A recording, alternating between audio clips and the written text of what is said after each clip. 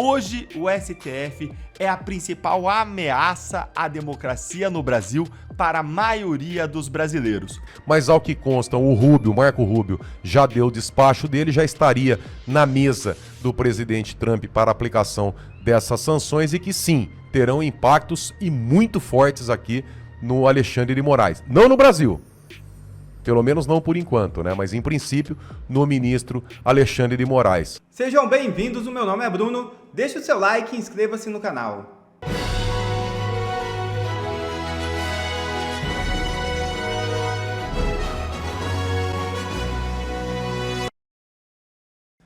PF cumpre mandado na Câmara contra deputado federal do PSB. É isso mesmo. Gabinete do deputado Júnior Mano é alvo de agentes da PF.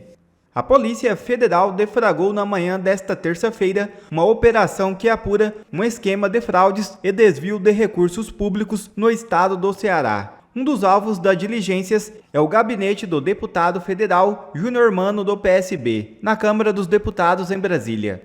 Além do gabinete do parlamentar, a PF cumpre ordens de busca e apreensão em Brasília e em 5 municípios cearenses. No total, são 15 mandados autorizados pelo ministro Gilmar Mendes do Supremo Tribunal Federal, que também determinou a quebra do sigilo de celulares apreendidos e o bloqueio de 54,6 milhões das contas dos investigados. Segundo a PF, o núcleo investigado teria articulado o repasse de verbas públicas a alguns municípios do Ceará, e em troca, parte dos valores era desviado para pagamentos ilegais. O grupo criminoso ainda é acusado de influenciar licitações por meio de empresas vinculadas. E por ordem de Trump, Justiça dos Estados Unidos dá 21 dias para Moraes se manifestar. É isso mesmo. A Justiça da Flórida, nos Estados Unidos, intimou o ministro do Supremo Tribunal Federal, Alexandre de Moraes, nesta segunda-feira, após uma ação judicial movida pela Trump Media, empresa vinculada ao ex-presidente Donald Trump, e pela plataforma de vídeos Rumble. As companhias alegam que Moraes teria violado as leis norte-americanas ao determinar o bloqueio de perfis e conteúdos que também operam em território dos Estados Unidos. Vejam o vídeo. Pois é, Rodrigo Constantino repercutindo a fala de Donald Trump em um recado ao presidente Jair Bolsonaro, e de fato está disposto a agir. Como o Consta ia falando, né, o presidente Trump disposto a agir, ele deixa bem claro ali na mensagem dele que ele está de olho no que está acontecendo com Jair Bolsonaro aqui no Brasil. E falando em Alexandre de Moraes, a Justiça do Estado da Flórida, nos Estados Unidos, voltou a intimar o ministro do STF em uma ação movida pelas empresas Trump Media, que pertence ao presidente dos Estados Unidos, Donald Trump, e também pela plataforma de vídeos Rumble. As companhias alegam que Moraes praticou censura ao determinar a suspensão de contas em redes sociais e pedem que suas ordens não tenham validade em território norte-americano. Moraes tem 21 dias para apresentar uma resposta formal ao processo ou fazer uma moção, que é um pedido para o arquivamento ou contestação. O prazo começa a contar a partir da data em que ele for oficialmente notificado. Caso não se manifeste dentro desse prazo, o tribunal poderá emitir um julgamento à revelia, aceitando os pedidos feitos pelas empresas autoras, sem ouvir a defesa do ministro. Bogo, é mais um capítulo aí nessa história do ministro Alexandre de Moraes censurando cidadãos norte-americanos, ou cidadãos, como prefere a primeira-dama do Brasil. Pois é, João, é um caso interessante, porque só um esclarecimento, o Moraes ele não foi intimado. O Tribunal da Flórida, né, nos Estados Unidos, da Justiça Judiciária da Flórida, ele expediu a intimação, mas o Moraes não foi intimado, que por sinal, né, não estão conseguindo intimar o ministro Alexandre de Moraes. É estranho, né? Porque o ministro, como um servidor público, ele deveria estar aonde? No Supremo Tribunal Federal trabalhando, né?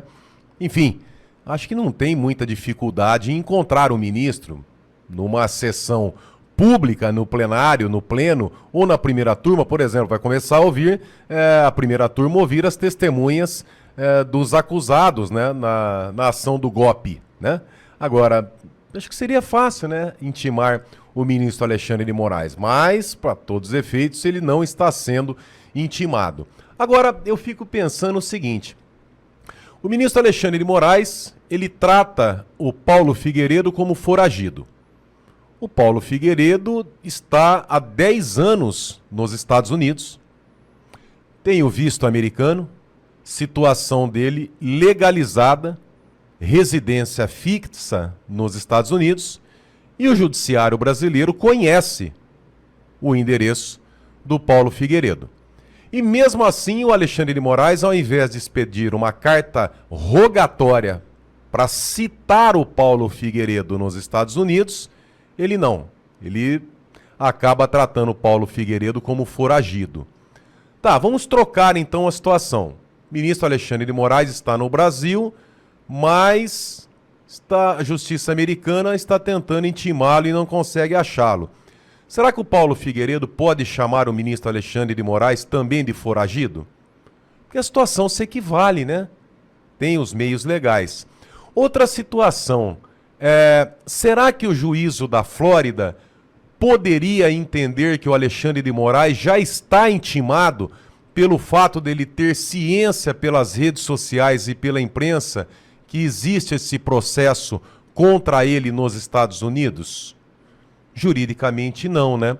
Mas se o próprio ministro Alexandre de Moraes adota esse entendimento para dar como citado o Eduardo Bolsonaro, o Paulo Figueiredo, então, pera um pouquinho, então, será que a justiça americana também poderia ter ali o Alexandre de Moraes como intimado? É o procedimento que ele adota, ele não poderia questionar, né? Outra situação, se um jornalista fizesse uma matéria, ou existe na verdade, essas matérias existem, que o tribunal foi acionado para se manifestar sobre o processo da Trump Media, e aí o tribunal não quer se manifestar. O Alexandre de Moraes pode usar uma matéria dessa aqui, publicada nas redes sociais, para comprovar a intimação do ministro Alexandre de Moraes? Juridicamente não, né? Mas o ministro Alexandre de Moraes entende que pode intimar desse jeito, inclusive intimando como intimou o X, né? Pelas redes sociais. Então eu fico me perguntando, se o Tribunal da Flórida usar a mesma régua que o ministro Alexandre de Moraes, ele será julgado à revelia. E aí? Ele vai poder reclamar? Porque se ele reclamar na condição de relator desse processo do fim do mundo, né, do caos, da farsa, enfim, ele não poderia dar seguimento contra as vítimas que ele está adotando esse entendimento, né, nesse sentido. Então, olha a situação como fica, cada dia fica pior, fica mais tenebrosa a situação do ministro. Por que do ministro? Porque ele é um ministro do Supremo Tribunal Federal, ele está no centro de tudo isso aí. Não dá para compararmos a situação dos réus, até dos indiciados, né, em outros processos que estão sendo perseguidos por esse ministro. Ele não pode se igualar, porque ele, em tese, pelo menos deveria ser o garantidor da Constituição Federal no Supremo. Agora não, pelo que acontece aqui agora, não sei, não posso alegar que ele está se esquivando de ser intimado, mas me chama muita atenção que um oficial de justiça aqui no Brasil não consiga achar o ministro Alexandre de Moraes para entregar uma intimação. Mas fica aí a curiosidade. Será que ele pode ser tratado também como foragido, assim como ele está tratando o jornalista Paulo Figueiredo? Bogo, agora quando a gente fala de processo, né, mencionando aqui a Justiça dos Estados Unidos, você como advogado, caso exista uma condenação de Alexandre de Moraes nesse processo que é movido por Donald Trump, o que a gente pode esperar de condenação? Uma multa? Uma restrição de entrada nos Estados Unidos? O quê? Veja, esse processo nos Estados Unidos, o que eles pedem aqui é para que as decisões ilegais, a ofensa à soberania americana não seja levada em consideração. Para que perfis, por exemplo, de cidadãos americanos ou residentes nos Estados Unidos, qualquer forma legalizado nos Estados Unidos, que a ação do Alexandre de Moraes não tenha validade nos Estados Unidos. E, João, é uma coisa óbvia. É óbvio que a caneta do Alexandre de Moraes não tem poder nos Estados Unidos. O Alexandre de Moraes não tem poder para mandar prender cidadão americano, não tem poder para derrubar redes sociais no território americano, não tem poder para censurar, para restringir o alcance, por exemplo, como já aconteceu com o Alan dos Santos, derrubar contas nos Estados Unidos. É uma situação óbvia. Só que esse óbvio na época do Biden e da USAID, na época que o Barroso pedia apoio ao Departamento de Estado americano para interferir na concepção, na eleição aqui do Brasil, isso, apesar de óbvio, mas não era o que acontecia. Então o que as empresas americanas estão pedindo no Tribunal da Flórida, no Tribunal americano, é o seguinte: olha, a caneta do Xandão não vale aqui nos Estados Unidos. Esse é um tipo de processo onde é óbvio, ele pode ser multado, mas aí teria a soberania brasileira, onde não teria como avançar as fronteiras para penalizá-lo no Brasil. Situação completamente diferente é a aplicação das sanções OFAC da Lei Magnitsky. Aí não. Porque aí não se trata de uma ofensa ali a empresas americanas, a uma intervenção na soberania americana para prejudicar empresas privadas. Aí seria ofensas aos direitos humanos que são ali amparados por tratados de direito internacional, assim como o Pacto de São José da Costa Rica, por exemplo, Convenção Interamericana de Direitos Humanos, aonde o Brasil é signatário. E os tratados de direitos internacionais, aonde o Brasil acaba recepcionando, ele tem poder de emenda à Constituição. É como se fosse uma norma constitucional. Então o Brasil é obrigado a receber e proibir e coibir, né, ofensas aos direitos humanos. A gente sabe que não é isso que está acontecendo, porque o Executivo está de mãos dadas ali com o Judiciário, o Lula não governa se não tiver o Supremo, enfim, há uma perseguição tremenda. Mas são situações diferentes. Uma dessa ação civil que a Truth Social, do Media Truth Social, né, do presidente Trump entrou, que com certeza tem a previsão de aplicação de multas ali nos Estados Unidos, mas é diferente do processo da aplicação da Lei Magnitsky, que, coincidência ou não, também está nas mãos do presidente Trump, que basta ler uma ordem executiva, não tem que passar pelo Judiciário, não tem que passar pelo Congresso, é óbvio, né? Tem todo um levantamento, um procedimento, provas passando por... lá são secretarias, né? Não são ministérios, mas enfim, passando por vários secretários, mas ao que consta, o Marco Rubio, já deu o despacho dele, já estaria na mesa do presidente Trump para a aplicação dessas sanções e que sim, terão impactos e muito fortes aqui no Alexandre de Moraes. Não no Brasil, pelo menos não por enquanto, né? Mas em princípio no ministro Alexandre de Moraes. Ah, Borgo, mas tem a soberania do Brasil. Tudo bem, as sanções vão ser aplicadas. Onde tiver ligação com algo que os Estados Unidos possam interferir, por exemplo, no sistema SWIFT. Quem ajudar o sancionado pela Lei Magnitsky pode também ser sancionado, né? Os Estados Unidos, eles trabalham em teia. Eles vão para cima de um e quem está ajudando aquela pessoa, seja parentes, amigos, laranjas, né? Tem gente que gosta de usar uma laranjada, mas acaba estendendo. Então, a partir do momento que vier uma aplicação da Lei Magnitsky, as sanções OFAC, né, no Alexandre de Moraes, ele vai ter dificuldades de operar o seu dinheiro em bancos. Ele pode levar lá para a Rússia, né, João? Porque lá eles não aceitam, eles não trabalham com o sistema SWIFT. Mas lá é meio perigoso, né? Porque pode levar o dinheiro dele para lá e o dinheiro dele sumir. Geralmente ali, eu vi uma entrevista, uma matéria ontem, acho que um ministro, um funcionário do governo russo, que acabou sendo demitido pelo Putin e logo em seguida acharam ele morto, né? Então lá na Rússia é meio complicado, mas Cuba também é um bom lugar, viu? Para quem for aplicado a Lei Magnitsky. Cuba é um lugar bom para levar dinheiro. A Venezuela, Nicarágua, são locais bacanas. Coreia do Norte é um lugar bacana para esse pessoal levar dinheiro. O Irã, né? A China, que já que eles são amigos, né, desses regimes, do Irã, da Rússia, da China, da Venezuela, de Cuba, da Nicarágua, já que eles são companheiros, né, pega o dinheiro e aplica lá. É uma piada. A casa do STF tá caindo. O Trump ontem ameaçou a STF, aí hoje sai pesquisa em que os brasileiros apontam que o STF é a maior ameaça à democracia. E hoje também saiu a notificação do Moraes em ação dos Estados Unidos. Mas os ministros do STF fingem que não ligam pra nada. Meu muito bom dia pra você nessa terça-feira de uma semana que já começou muito, mas muito bem, com o presidente Donald Trump ontem saindo em defesa do Bolsonaro, mandando um recado claro pro STF deixar o Bolsonaro em paz e chacoalhando de vez as estruturas de Brasília. É o porta-aviões de Trump chegando ao Lago Paranoá. Nesse nosso encontro com justiça, eu vou te mostrar 3 coisas.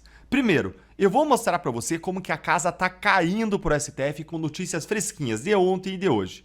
Segundo, Eu vou te mostrar como que os ministros do Supremo reagiram à fala que o Donald Trump fez em defesa do Bolsonaro e eles estão fingindo que não é com eles. E terceiro, eu vou te mostrar como que os ministros estão fingindo que não ligam para Trump, quando todas as suas ações demonstram exatamente o contrário, que eles estão morrendo de medo. Bora lá então, direto para o primeiro ponto, com esta pesquisa aqui, que foi divulgada hoje pela Atlas Intel. Porque o resultado dela, é claro, é que os brasileiros estão mandando um recado muito franco aí pro STF. Hoje, o STF é a principal ameaça à democracia no Brasil para a maioria dos brasileiros. Olha aí a pesquisa. A pergunta é, na sua opinião, quais são as principais ameaças à democracia no Brasil? 43% dos brasileiros dizem que a resposta aqui para isso é judiciário, é a principal ameaça à democracia. Em segundo lugar, governo. Em terceiro lugar, Congresso. Depois vem elite econômica, oposição, crime organizado, mídia, forças armadas aparecem lá embaixo, com 5,1%. Depois potências estrangeiras, movimentos sociais, mas a resposta central é judiciário. Gente, isso reforça o que o Trump disse ontem, que os brasileiros não vão permitir a perseguição política do judiciário a Bolsonaro, à sua família, aos apoiadores. Confere depois o vídeo que eu fiz ontem sobre a dura manifestação do Trump, em que eu mostrei o que ele fez quando outros aliados políticos seus do mundo foram perseguidos, como que ele reagiu contra a perseguição aos seus aliados ao redor do mundo. Eu vou deixar para vocês o vídeo na tela, no final e também na descrição. Vejam aí que, então, 43% dos brasileiros entendem que a STF é a maior ameaça. Gente, até a mídia aí é uma ameaça maior do que o Exército, que apareceu com 5%, a mídia com 10%. Além disso, hoje saiu uma nova notificação para o Moraes responder a uma ação judicial que é movida nos Estados Unidos contra ele, Alexandre de Moraes. E é movida por quem, Deltan? Pela Trump Media, do Trump, e pela Rumble, uma grande plataforma de rede social. A ação cobra uma indenização milionária do Moraes por seus atos censórios e pelo quanto eles estão atrapalhando os negócios da Rumble e da Trump Media. E para fechar com chave de ouro, o Eduardo Bolsonaro, ele disse ontem que a declaração do Trump não será a única novidade vinda dos Estados Unidos nos próximos dias. Ou seja, gente, como eu disse para vocês, a casa está mesmo caindo para o STF. E como que o STF está reagindo a isso? Vamos então para o segundo ponto, que é exatamente esse, com esse vídeo aqui do Valdo Cruz, da Globo News, trazendo aí as primeiras reações do STF. Acompanha comigo. Conversei, logo depois que saiu essa informação, com alguns ministros do Supremo. Qual que é a posição deles? É a posição seguinte: não vamos responder a essa provocação de Donald Trump, mesmo porque ele não cita o nome Supremo, mas sabemos que ele quis mandar de recado exatamente para os ministros da Suprema Corte Brasileira. Na avaliação desses ministros, responder seria fazer exatamente o que Trump deseja, né? Que tenha repercussão uma fala dele. Na avaliação desses magistrados, o presidente americano vive de fazer esse tipo de provocação e buscar com isso aumentar a sua influência no mundo. O melhor a se fazer neste momento, segundo esses ministros, é simplesmente não responder. Olha só, veja então, ó. É melhor não responder, dizem os ministros do STF, já respondendo. Só pode ser piada, né, gente? É como o Lula ontem, que disse que não ia comentar, mas ele disse isso enquanto ele comentava. Gente, é engraçado demais, eles estão respondendo já via Globo News e responderam por meio de vários outros veículos de imprensa e aí fingem que não estão respondendo, como eu já vou mostrar para vocês. É como aquele cara que toma um golpe doído, se machuca, perde numa competição e aí diz com o seu orgulho ferido: eu nem me importava mesmo. E eu ainda diz: não tá doendo, não tá doendo. Conhece esse tipo de cara? Gente, é o STF. Será que eles acham que a gente tem cara de trouxa? Olha aqui eles respondendo diretamente à crítica do Trump, agora de modo contraditório. Olha aí. Agora, sobre o conteúdo da mensagem, ali reservadamente, esses ministros dizem o seguinte: o que ele está querendo que a gente faça aqui é o que ele fez lá, né? Perdoando, porque lá, as pessoas foram condenadas lá pela invasão do Capitólio. Houve até morte. Era uma tentativa de evitar a posse de Joe Biden.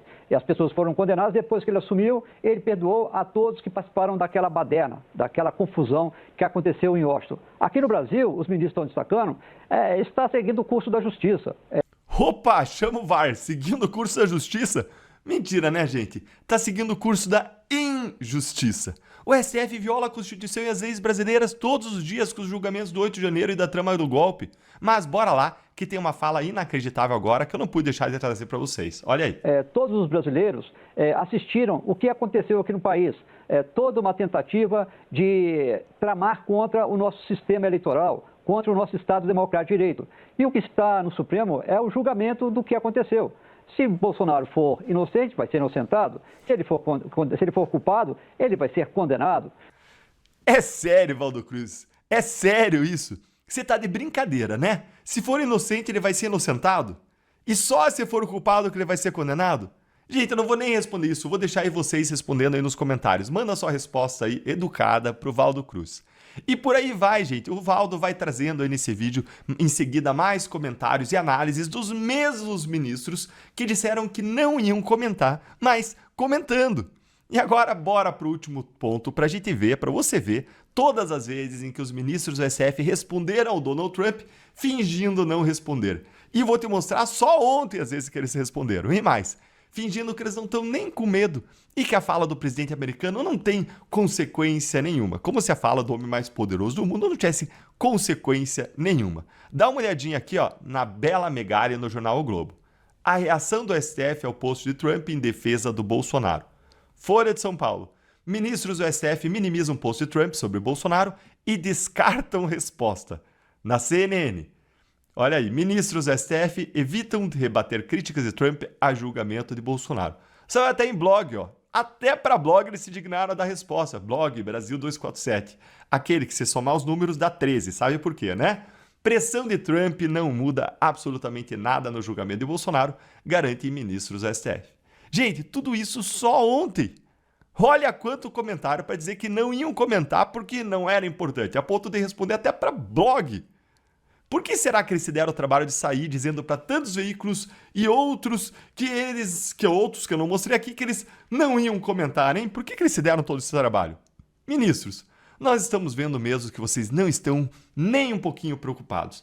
Estão tranquilos, né? Tão tranquilos que acionaram todos os seus porta-vozes na imprensa só para dizer como vocês estão aí relaxados.